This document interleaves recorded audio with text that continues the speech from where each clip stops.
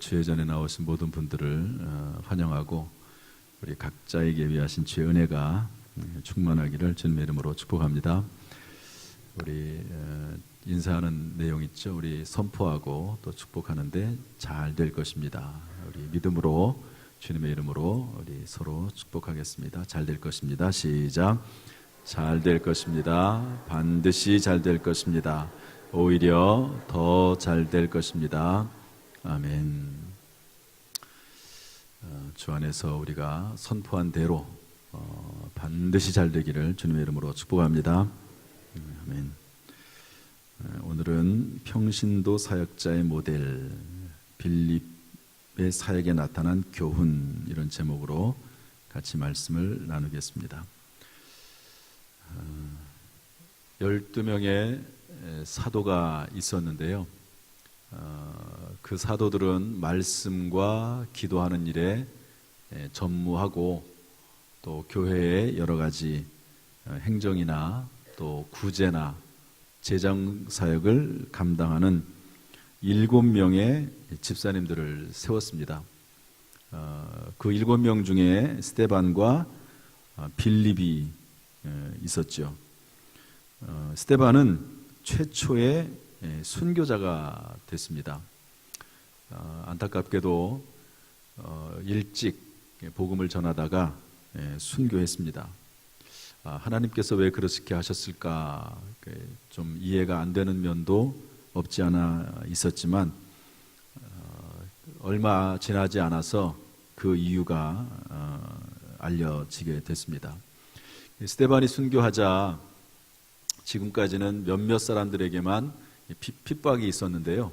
그 예루살렘에 대대적인 박해가 막 일어나기 시작을 합니다. 예루살렘이 교회가 막 부흥하고 성장했는데 막 핍박이 엄청나게 일어나는 거예요. 그러니까 예루살렘에 있었던 교회의 성도들이 다 흩어집니다. 온 유대와 사마리아 땅으로 흩어져서 거기에서 전도하고 복음을 전하게 되지요. 이해가 되는 부분이 뭐냐 하면 하나님께서는 단지 예루살렘에만 복음이 머물러 있는 것을 원하신 것이 아니고 주님께서 말씀하신 대로 너희가 성령이 임하면 너희가 권능을 받고 예루살렘과 온 유대와 사마리아와 땅끝까지 이르러 복음을 전하게 될 것이라는 그 말씀을 이루게 하셨던 것입니다. 제가 지난 주일날 그래서 이 말씀을 전하면서 이렇게 얘기했죠. 한번 따라서 합시다. 때가 되면 모든 것이 이해가 된다. 지금은 이해가 안 될 때가 있습니다. 그러나 믿음으로 잘 견디고 버티고 이겨내다 보면 때가 되면 이해가 될 때가 있는 것이죠. 우리 성도님들 주님의 때를 기다리면서 기도하는 가운데 승리하시고 주님이 깨닫게 하시는 은혜를 누릴 수 있기를 주님의 이름으로 축복합니다. 이렇게 해서 막 이제 온 유대와 사마리아부터 전도하게 되는데 빌립 집사님 역시 사마리아 성에 내려가서 전도하게 됩니다. 오늘은 이 빌립의 사역을 통해서 하나님이 우리에게 어떤 교훈을 주시는가 하는 것을 발견해 보려고 합니다. 먼저 26절부터 28절 말씀 같이 쭉 읽어보겠습니다. 시작. 주의 사자가 빌립에게 말하여 이르되 일어나서 남쪽으로 향하여 예루살렘에서 가사로 내려가는 길까지 가라 하니 그 길은 광야라. 일어나 가서 보니 에디오피아 사람 곧 에디오피아 여왕 간다게의 모든 국고를 맡은 관리인 네시가 예배하러 예루살렘에 왔다가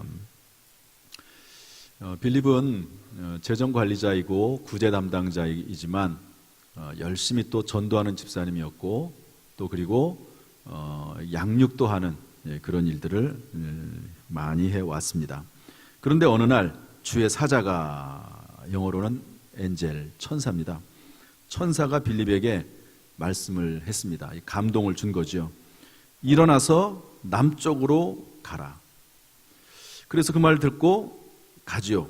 그랬더니 에디오피아 사람 곧 에디오피아의 왕 간다게의 국고를 맡은 관리인 네시가 예루살렘에 예배하러 왔다가, 이것은 이제 예수님을 믿는다는 말이 아니고 비록 에디오피아 사람이긴 하지만 유대인들이 믿는 유대교를 믿고 유대교 안에는 또 하나님이 계시니까 하나님께 예배드리고 돌아가는 것을 보게 됐습니다. 먼저 이 속에서 얻을 수 있는 교훈 한 가지는 하나님은 사람을 부르시며 일을 맡기신다는 겁니다. 하나님이 천사를 통해서 빌립에게 말씀하셔서 너 빨리 남쪽으로 가라, 광야로 가라, 그렇게 감동을 주시면서 일을 맡기시는 거죠. 이렇게 하나님은 누구에게든지, 하나님이 부르시는 누구에게든지 크든 작든 하나님의 사명, 일을 맡기신다는 사실을 기억할 수 있기를 바랍니다. 그리고 그때 우리는 하나님의 부르심에 순종해야 합니다. 그리고 순종할 때는 시간에 맞게 순종해야 되고 장소에 맞게 순종해야 됩니다. 하나님께서 가라고 하는 그 순간에 가야 되는 거죠. 만약에 빌립이 그 순간에 어떤 일로 인해서 지체를 했다고 하면 그 에디오피아 내시를 만나지 못했을 겁니다. 그리고 하나님이 지시하신 그 방향으로 가야지, 그 장소로 가야지, 그곳으로 가지 않았으면 또 여전히 만나지 못하게 되는 거지요. 에디오피아는 아프리카 지역인데도 기독교 역사가 오래됐습니다. 아마 이 사람을 통해서 예수를 믿게 되고 기독교가 세워지지 않았나 하는 생각을 해볼 수가 있습니다. 그래서 시간에 맞게 순종해야 되고 장소에 맞게 순종해야 되고 또 광야라도 순종해야 됩니다. 사람이 없는 곳이라고 거절했다면 만나지 못했을 것입니다. 그러지 않습니까? 순종, 자네들에게 무언가 지시할 때가 있어요. 그러면은 뭐 알았어, 조금 이따 갈게 뭐 이러고 또 뭐 힘들다 하면 또 안 하기도 하고, 그렇지 않습니까? 그런데 이제 진짜 순종은 뭐냐면 하라고 할 그때, 또 내 생각에 조금 안 맞아도 하는 것입니다. 따라서 시간이 맞지 않는 순종은 순종이 아닙니다. 장소가 맞지 않는 순종은 순종이 아니죠. 이치에 맞지 않는다고 거절하면서 자기가 하고 싶은 대로 하는 순종 역시 순종이 아니라고 볼 수가 있습니다. 신앙생활을 하면서 하나님이 우리에게 음성을 들려주시고 말씀하실 때가 있습니다. 그러면 겸손하게 주님 앞에 순종할 수 있기를 주님의 이름으로 축복합니다. 하나님 앞에 순종하면 하나님이 그것을 악용하시는 분이 아니십니다. 선하게 하셔서 좋게 하시고 더 좋게 하시고 오히려 더 잘되게 하시는 하나님의 은혜가 임할 줄로 믿습니다. 우리 29절부터 31절까지 쭉 읽어보겠습니다. 29절부터 시작. 성령이 빌립더러 이르시되 이 수레로 가까이 나아가라 하시거늘 빌립이 달려가서 선지자 이사야의 글 읽는 것을 듣고 말하되 읽는 것을 깨닫느냐 대답하되 지도해 주는 사람이 없으니 어찌 깨달을 수 있느냐 하고 빌립을 청하여 수레에 올라 같이 앉으라 하니라. 성령께서 말씀하세요. 그 수레로 가까이 나아가라. 성령님께서 생각을 통해서 마음을 통해서 그때그때마다 주시는 기도 제목이 있고 음성이 있습니다. 여러분들은 요즘 성령께서 뭐라고 마음속에 감동하십니까? 무슨 기도를 하라고 계속 말씀하십니까? 저는 요즘 하나님께서 기도 제목을 하나 주셨어요.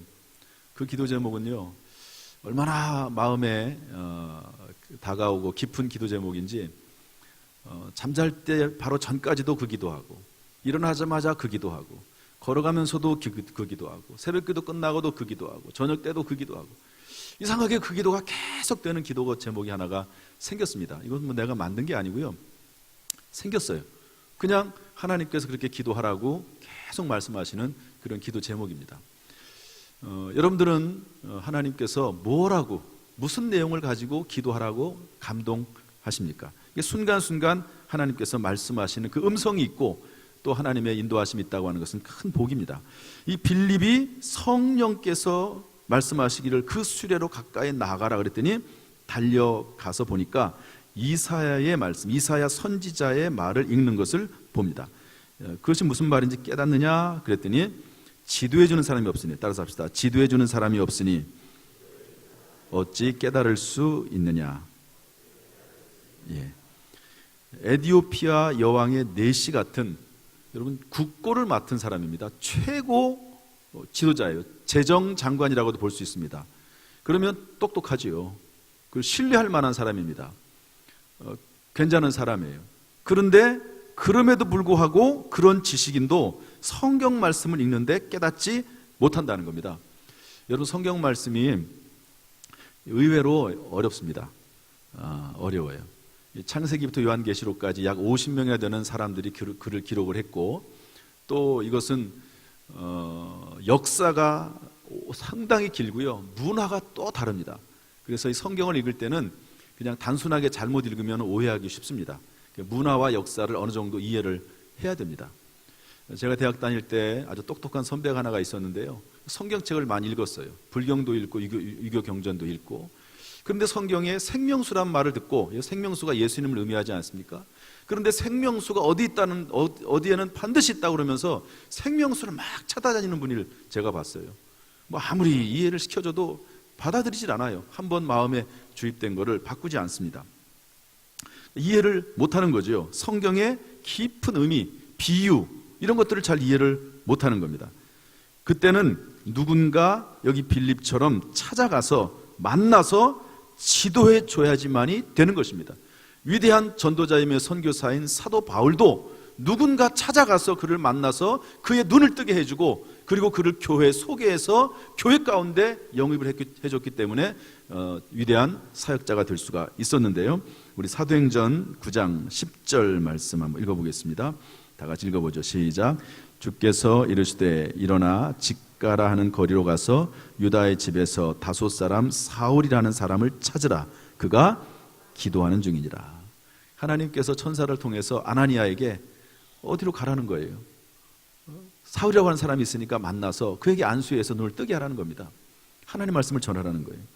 그 다음에 바나바 같은 사람이 또 있습니다. 사도행전 11장 24절 25절인데 한번 읽어보겠습니다. 시작. 바나바는 착한 사람이요 성령과 믿음이 충만한 사람이라 이에 큰 무리가 주께 더하여지더라. 바나바가 사울을 찾으러 다소에 가서. 하나님의 사역자는요, 성령이 충만하고 믿음이 충만한 사람 되기 이전에 착한 사람이어야 됩니다. 착한 사람. 여러분, 가장 좋은 배우자감은 어떤 사람일까요? 착한 사람이라고 저는 봅니다. 목사님이 잘 몰라서 그렇지, 능력 있는 사람이 가장 좋은 사람이지 착한 사람이 뭐가 좋습니까? 뭐 그럴 수도 있습니다. 그러나 일반적이니까 그렇지, 한번 악한 사람을 만났다고 한번 생각을 한번 해보세요.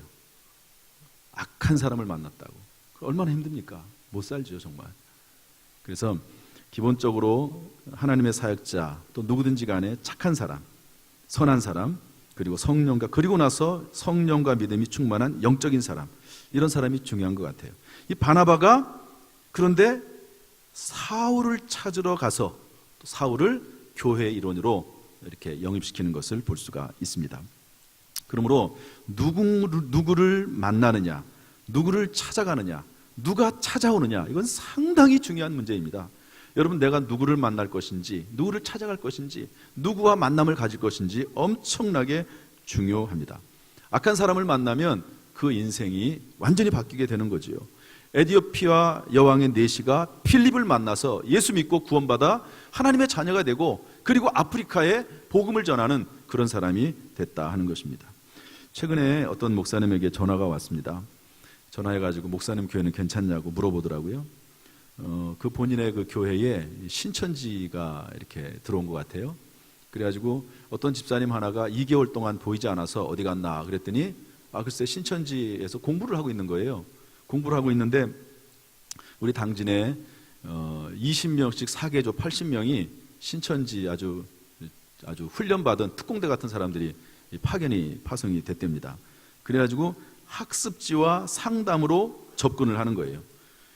1대1로만 만납니다. 그래서 한 사람을 딱 만나서 1단계 공부를 하고 나서 그 다음에는 두 번째 사람을 만나서 2단계 공부를 하고 세 번째 사람을 만나서 3단계. 그러니까 오직 그 사람만 만나요. 다른 사람은 만날 수 없도록. 그러면서 그 몇 번의 단계를 거치면서 사람을 완전히 바꿔놓는 그런 일을 하고 있다고 저에게 알려주더라고요. 제가 그 얘기를 들으면서 참 이런 사람을 하나 잘못 만나면 정말 인생이 완전히 바뀌겠구나. 신천지는 결말이 좋지 않습니다. 이단들은 결말이 안 좋아요. 꼭 가정을 파괴하고 그리고 잘못된 길로 결국에는 인도해 갑니다.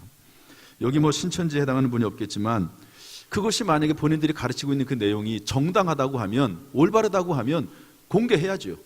다 공개해가 누구든지 와서 듣고 누구든지 와서 그 말씀을 배우라고 해야 되지 않겠습니까? 그런데 그렇게 하지 않고 은밀하게, 교회 다니는 사람 그것도 하나하나 이렇게 뽑아가지고 은밀하게 비밀리에 해나가는 것을 보면 그것은 미혹하는 것이고 양심을 속이는 것입니다. 뭐 우리 교인들 중에는 없겠지만 혹시 신천지에 다니는 사람이 있다고 하면요, 한번 가슴에 손을 얹고 한번 생각을 해보세요. 사람을 미혹해 하는 것이 뭐 어떤 신앙적인 교리를 떠나서 그것이 양심이 허락하는 일인가? 사람이라고 하면 기본적인 양심이 있잖아요. 내가 지금 옳은 일을 하고 있는지 그런 일을 하고 있는지 그런 것들을 한번 생각해 볼 필요가 있다고 봅니다. 여러분, 사람 만나는 것을 조심하시고 그리고 하나님이 기뻐하시는 복된 사람들 만날 수 있기를 주님의 이름으로 축복합니다.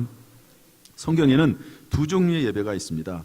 이렇게 전체가 모여서 드리는 대그룹 예배가 있고요, 성전에서 드리는, 그 다음에 가정에서 모이는 소그룹, 뭐 가정이 아니더라도 작은 단위로 모이는 소그룹 모임이 있습니다. 성경에는 이 두 가지를 다 말하고 있습니다. 사도행전 2장 46절에 보면 날마다 성전에 모이기를 힘쓰고 집에서 떡을 떼며 기쁨과 순전한 마음으로 음식을 먹고, 성전은 다 모인다는 겁니다. 한꺼번에. 집에서, 이것은 작은 그룹을 말합니다. 꼭 집이 아니더라도. 그런데 이렇게 우리가 드리는 이 대그룹 예배는 성령과 말씀과의 만남입니다. 요한복음 4장 24절에 보면 신령과 진정으로 예배드리고 영과 진리로 예배드리라고 했거든요. 이 대예배는요, 영으로 드리는 예배고 신령으로, 말씀으로 드리는 예배고, 그래서 하나님과 만나는 시간이에요. 우리가 옆에 사람이 앉아있지만 그 사람과 대화 나눌 수가 없습니다. 그냥 다 같이 단독자로서 하나님을 만나는, 말씀을 듣고 말씀을 배우고 기도하는 그런 시간입니다. 성령과 말씀과의 만남. 그런데 하나님께서는 사람과의 만남도 중요하다고 성경을 통해서 알려주고 있는 것입니다. 대그룹 예배만으로는 채우지 못하는 것이 있습니다. 소그룹 모임을 통해서 사람과 사람이 만나는 모임이 있어야 된다 하는 것이죠. 어느 교회를 가든지 사람과의 만남이 없으면 만족하기 어렵습니다. 정착하기 힘듭니다. 그래서 두 가지 모임을 다 해야 되는데요, 한번 따라합시다. 성령과 말씀과의 만남, 사람과의 만남. 이 두 가지가 잘 조화를 이루어야지요, 신앙이 건전하게 성장합니다. 어제 등산을 갔습니다. 18차 등산을 갔는데요, 오랜만에 갔더니 막 다 힘들어가지고 아주 저도 막 여기까지 막 숨이 차가지고 중간에 포기할까 그랬었는데, 아무튼 뭐 토요일 날 뭐 등산하지 못하시는 분들은 이런저런 사정으로 죄송하지만 제가 이야기를 하는 이유는 뭐냐면, 등산을 하면서 아침 8시에 출발해가지고요 5시에 도착을 했습니다. 그러면 차 안에서 서로 교제하고 등산하면서 교제하고 그리고 같이 식사와 음식을 나누면서 서로 교제하고, 그리고 아무래도요 믿는 사람들이 모이면 아무래도 영적인 얘기하고 하나님 얘기하고 믿음 안에서 얘기하게 됩니다. 그러면서 서로의 사정을 알게 되고 자기의 경험을 말하게 되면서 실제적인 신앙의 유익을 서로 돌볼 수가 있는 것이죠. 함께 땀 흘리고 함께 먹고 마시고 함께 웃고 사람과 사람이 만나는 그런 시간도 신앙에서 필요하다는 겁니다. 이렇게 대회에 나와서 하나님 앞에 예배드리는 하나님과의 만남, 말씀과의 만남, 그런 것도 필요하지만 사람과의 사람의 만남을 하나님께서는 또한 우리에게 말씀하신다 하는 것입니다. 이렇게 찬양단 모여가지고요 이렇게 예배하면 찬양단끼리 얼마나 친해지는지 몰라요. 찬양단이 이렇게 찬양하고 나서 연습한 다음에 식당 가가지고 같이 밥 먹거든요. 밥 먹는 그 자리가 얼마나 친밀한 자리입니까? 성가대원들도 매일 모여서 같이 매주 모여서 연습하고, 이 식당 봉사팀 매주일 서로 뭐 거기에서 때때로 어떻게 보면 좀 티격태격하기도 해요. 밥을 만들다 보면. 그런데 그럼에도 불구하고 얼마나 친밀해지고 또 좋은지 모릅니다. 카페팀, 또 교사들, 이런 사역 소그룹이나 중그룹, 이런 것들을 통해서 저는 이런 그룹들이 계속 만들어졌으면 좋겠어요. 저기 오늘 주보에 보니까 이제 아나바다 팀이 만들어진, 이거 제가 만들려고 한 게 아니거든요. 본인들이 그렇게 하겠다고 하는 거예요. 그래서 교회에 무언가 봉사하려고 하고 무언가 교회를 위해서 주님을 위해서 일을 하려고 하는데 그렇게 같이 일하는 또 동지가 생긴다고 하는 게 또 얼마나 보람된 일입니까? 그런데 이런 사람과의 만남 중에서 가장 좋은 것은 구역이라고 생각이 됩니다. 소그룹, 셀, 감리교회 속이라고 그러죠. 목장, 이런 모임들에서 서로의 삶을 나누고 서로 위로하고 격려하고 험한 세상에 서로 다리가 되어주고 하는 이런 모임이 참 필요하지 않나 하는 생각이 듭니다. 여러분, 우리 교회가 정말 이런 서로에게 지도를 해주는 빌립과 또 이 네시의 만남과도 같은 이런 거룩하고 복된 만남이 있는 그런 교회가 될 수 있도록 여러분 기도하시기를 부탁을 드립니다. 이런 좋은 교회 될 수 있기를 주님의 이름으로 축원합니다. 우리 32절부터 35절까지 한번 읽어보겠습니다. 32부터 35절 시작. 읽는 성경 구절은 이것이니 일렀으되 그가 도살자에게로 가는 양과 같이 끌려갔고 털 깎는 자 앞에 있는 어린 양이 조용함과 같이 그의 입을 열지 아니하였도다. 그가 굴욕을 당했을 때 공정한 재판도 받지 못하였으니 누가 그의 세대를 말하리요. 그의 생명이 땅에서 빼앗김이로다 하였거늘 그 내시가 빌립에게 대답하여 말하되 청컨대 내가 묻노니 선지자가 이 말을 누구를 가리킴이냐, 자기를 가리킴이냐, 타인을 가리킴이냐. 빌립이 입을 열어 이 글에서 시작하여 예수를 가르쳐 복음을 전하니라. 이사야서를 읽고 있는데 이해를 못하는 거죠. 도대체 도살자에게로 가는 양과 같이 끌려간 사람이 누구냐, 공정한 재판도 받지 못한 사람이 누구냐. 우리는 금방 알죠. 그분이 신약시대 예수 그리스도라는 걸 압니다. 그런데 이때는 아무도 모르는 거예요. 이 이디오피아 내시는 모르는 겁니다. 그래서 그 글에서부터 시작해서 예수 그리스도를 전했다 하는 것입니다. 그런데 여기 어떤 질문이 나오냐면 이 말한 것이 누구를 가리킴이냐, 이 사람이 과연 누구냐 하는 질문이거든요. 다시 말해서 예수 그리스도 그는 누구냐 하는 질문입니다. 이 인생에서 가장 인류 역사 최대의 질문은 예수 그리스도 그는 누구냐 하는 질문입니다. 이 한 분의 수수께끼가 풀리면 인류 역사의 모든 철학적 질문에 답이 열립니다. 이 한 분의 수수께끼가 풀리면 우주의 모든 근원의 문제가 풀립니다. 이분의 수수께끼가 풀리면 이 세상 모든 고난의 문제가 풀리고 하늘과 땅의 문제도 풀리게 되는 것입니다. 예수 그리스도 그는 우리를 위해서 죽으신 분이요, 예수 그리스도 그는 하나님의 아들이시요, 예수 그리스도 그는 이미 오래전부터 구약시대부터 예언된 구원자이시다 하는 것입니다. 그 안에 생명이 있는 줄로 믿습니다. 그래서 누구든지 간에 그 사람이 부자든 가난하든 많이 배웠든 못 배웠든 사회적 지위가 있든 없든지 간에 예수 그리스도를 만날 때 인생의 문제가 해결이 되는 줄로 믿습니다. 우리 요한복음 3장 1절, 2절 그리고 9절 말씀 한번 읽어보겠습니다. 다 같이 시작. 그런데 바리새인 중에 니고데모라 하는 사람이 있으니 유대인의 지도자라. 그가 밤에 예수께 와서 이르되 랍비여, 우리가 당신은 하나님께로부터 오신 선생인 줄 아나이다 하니 하나님이 함께 하시지 아니하시면 당신 행하신 이 표적을 아무도 할 수 없음이라. 여기까지만 읽죠. 니고데모는 국회의원이고 최고 지도층에 속한 사람이고 지식인이고 부자입니다. 그런데 밤에 사람을 피해서 예수님을 찾아왔습니다. 왜? 아무리 지식이 있고 사회적 주의가 있어도 도저히 풀 수 없는 문제가 있기 때문에 그렇습니다. 여러분, 예수 만나야지만이 해결되는 문제가 있습니다. 또 한 여자가 있는데요, 요한복음 4장에 보면 이 여자는 무언가 갈급한 여자입니다. 사회적으로 천한 신분의 여자입니다. 그런데 무언가 그 갈급함을 채우기 위해서 남편을 5명이나 두었고 지금 6명째 남편과 살고 있습니다. 사람들이 볼 때는 남편을 열어둔 부도덕한 여자이지요. 그러나 그 속은 늘 허무하고 가슴이 아픈 여자입니다. 무언가 갈급한 가운데 있는 그런 여자입니다. 그런데 그 여자를 예수님이 사마리아에서 만나주십니다. 그리고 예수를 만난 다음에 그 여자는 자유를 얻고 물동이를 버려두고 가서 오히려 예수님을 전하는 그런 여자가 되는 것을 볼 수가 있습니다. 가난하든 부자든 예수 그리스도 그분 안에 모든 것에 시작이 있고 모든 문제에 해결이 있다는 것을 여러분 기억하시고 오늘도 예수 그리스도 안에서 또 예수 그리스도를 믿는 믿음 안에서 승리할 수 있기를 주님의 이름으로 축복합니다. 우리 36절부터 40절 같이 읽어보겠습니다. 36절부터 쭉 읽어보죠. 시작. 길 가다가 물 있는 곳에 이르러 그 내시가 말하되 보라 물이 있으니 내가 세례를 받으며 무슨 거리낌이 있느냐. 이에 명하여 수레를 멈추고 빌립과 내시가 둘 다 물에 내려가 빌립이 세례를 베풀고 둘이 물에서 올라올새 주의 영이 빌립을 이끌어간지라. 내시는 기쁘게 길을 가므로 그를 다시 보지 못하니라. 빌립은 아소도에 나타나 여러 성을 지나 다니며 복음을 전하고 가이사야에 이르니라. 빌립은 이제 내시를 떠나서 여러 성을 다니면서 복음을 전했습니다. 다시 말해서 빌립이 지나다니는 곳마다 복음이 전파된 것이지요. 이 말은 곧 우리가 지나다니는 곳은 복음이 전파되어야 할 곳이다 하는 것을 알려주고 있습니다. 한 분의 이야기만 하고 마치겠습니다. 이준석 선교사, 일본 선교사님 이야기인데요. 이분은 찬양 사역자입니다. 무속인의 가정에서 태어났습니다. 친할머니가 무당이에요. 그런데 이 선교사님의 중3 때 어머니가 아프기 시작을 했습니다. 병원에 가도 원인을 몰라요. 무당에게 데려갔습니다. 그랬더니 무당이 하는 말이 신병이라는 겁니다.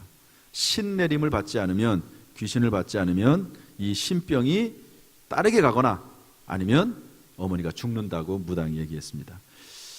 여러분, 딸이 무당이 되는 것을 원할 어머니는 없겠죠. 그래서 본인이 무당이 됐습니다. 그래서 친할머니가 무당, 어머니가 무당이죠. 당연히 그런 가정에서 하나님을 모른 채 살아가다가 20살 무렵 때 교회에 나가게 됐습니다. 어떻게 나가게 됐냐면요, 이분이 음악 재능이 좀 있었나 봐요. 그래서 선배한테 음악을 좀 배울 수 있는 선생님을 좀 소개시켜달라 그랬더니 2명을 소개받았습니다. 음악 이론을 배우고 보컬, 악기, 작곡법 등을 배웠습니다. 그런데 중요한 것은 소개받은 그 선생님 2분이 전부 크리스찬, 예수 믿는 사람이었다는 겁니다. 자연스럽게 뭐 한 번도 접해보지 못한 교회 생활을 접하게 되고 하나님의 말씀을 듣게 되고 그분의 사는 삶이 무언가 다르다는 것을 알게 됐습니다. 어느 날 그 선생님들이 자기 교회 가가지고 좀 이렇게 음악을 좀 악기를 연주해 달라는 거예요. 좀 도와달라는 겁니다. 뭐 교회 다니지 않는 때고 뭐 믿음이 뭔지도 모르는 때입니다. 그런데 가자고 하니까 함께 따라서 교회를 가게 됐습니다. 참 사람이 누구를 만나느냐가 정말 중요하고 이 일로 인해서 이 사람의 인생은 완전히 바뀌게 되는데요. 어쨌든 교회를 다니게 됐습니다. 그런데 어머니와 갈등이 생기기 시작을 했어요. 어머니가 뭐라고 말씀하시냐면 이제 아들이 이제 교회 나간 거 알잖아요. 그런데 그 다음부터 이 점괘가 안 나온다는 거예요. 점괘가 안 나오는 거예요. 그리고 집안에 계속 사건 사고가 일어나는데 이 원인이 전부 아들이 교회 나가기 때문이라고 어머니가 얘기를 했습니다. 그래가지고 어머니가 아들을 불러다가 아주 단호하게 얘기를 했다고 그래요. 예수를 믿지 말아라. 예수 믿으려면 집을 나가라. 여러분 같으면 어떻게 하겠습니까? 이때 나이가 20살 정도 됐습니다. 뭐 집을 나가서 살 수 있는 곳도 없어요. 집도 없습니다. 그런데 둘 중에 하나를 선택하라고 하는 거죠. 그런데 이 아들의 마음속에 믿음이 있었던 것 같아요. 그래가지고 어머니에게 전도하고 집을 나왔습니다. 어머니가 뭐라고 말했냐? 어머니, 무당 생활을 청산하시죠. 예수 믿으면 귀신이 떠나갈 것이고 그리고 귀신이 어머니를 해코지하지 못할 겁니다. 예수 믿고 행복한 삶, 자유로운 삶을 사십시오. 그렇게 이야기를 하고 일단 집을 나왔습니다. 그런데 그때부터 하나님께서 이준석 그 선교사님에게 사람들을 계속해서 만나게 하시는 거예요. 하나님이 만나게 하시는 거죠. 하나님은 사람을 통해서 일하십니다. 첫 번째 만난 사람이 누구냐면 복음성가 가수인 전용대 목사님입니다. 유명한 분이시죠. 이분이 음악적 재능을 인정해 줘서 함께 찬양 사역을 하러 다녔습니다. 또 마침 일본에서 선교사 훈련을 받던 선배가 얘기를 하는데 일본으로 건너가서 함께 선교 훈련을 받자는 거예요. 그래서 일본으로 떠나게 됩니다. 그리고 거기에서 선교에 간사했던 한 자매를 만나서 결혼하게 됩니다. 미국 LA에 본부를 둔 일본계 미국인 찬양단, 그러니까 본부는 미국에 있고 일본에 찬양단이 있는데요, NCM2 콰이라고 하는 그 찬양단과 멤버들을 만나서 그들과 함께 일본 전역을 다니면서 선교 사역하게 되고 미국 내의 일본인 교회 가서 또 찬양하게 되고 한인교회 다니면서 찬양 사역을 하게 됐다 하는 간증을 제가 읽어봤습니다. 참 하나님께서는요 이렇게 사람을 만나게 했어요. 하나님께서 빌립을 통해서 이디오피아 내시를 만나게 했던 것처럼 이것을 통해서 한 나라의 나라의 모습이 변하게 했던 것처럼 하나님은 사람을 만나게 하셔서 그 사람과 함께 일하게 하십니다. 이준석 선교사는 예수 믿는 음악 선생님 만나서 교회 나가게 됐고 그리고 구원을 받게 됐습니다. 오늘 말씀을 통해서 바라기는 또 축복하기는 우리 모든 성도님들 인생을 살아나가면서 좋은 사람 만날 수 있기를 주님의 이름으로 축복합니다. 만남의 복이 있기를 주님의 이름으로 축원합니다. 참 이게 사람 마음대로 안 됩니다. 사람 마음대로 안 돼요. 좋은 사람 다 만나고 싶어 하죠. 그런데 쉽게 되는 일도 아닌 것 같아요. 그래서 이거 하나님의 은혜입니다. 하나님의 은혜예요. 우리 옆에 있는 분들하고 한번 축복하면서 얘기합시다. 좋은 사람 만나기를 바랍니다.